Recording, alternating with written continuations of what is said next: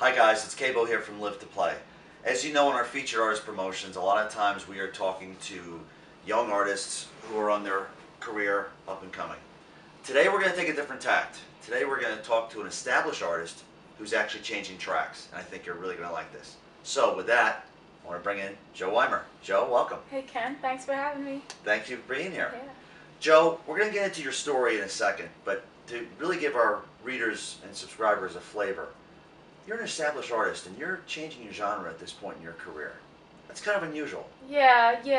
There aren't too many people that decide to do that this late in their career. You know, I spent a lot of years doing jazz and blues, and I decided it just wasn't working for me anymore.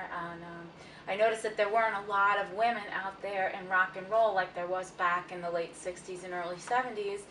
And a couple people have always asked me, "Hey Joe, can you do Janice? Can you do Heart?" You know, and yes, I can do it. And after years of hearing people do that, I thought, you know what? I have a lot of material written that's rock based.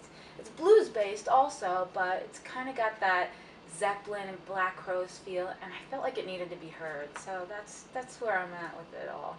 Well, let's back up. You really have a lot of experience and a lot of training in your field. So this was just not an overnight decision. Tell us about your background. As a young student, early on, I went to Juilliard Prep in Juilliard. I come from a classical music family. Both my brother and sister were thespians, and I was always around Broadway. My mom was a classical piano player, always, you know, the classically trained vocalist. So that's where I come from, being classically trained in opera, Broadway, musical theater, that type thing. When I went to Juilliard, what happened was I found out that that wasn't really what I wanted to do and what I loved. So I left. I dropped out of Juilliard and played with various bands, went on the road a little bit, did some wedding band stuff, and which has led me right back full circle to that rock genre still. But yeah, I trained, you know, guitar training with some very prominent jazz fingerstyle guitar players, Pat Carlin, Jerry Topinka.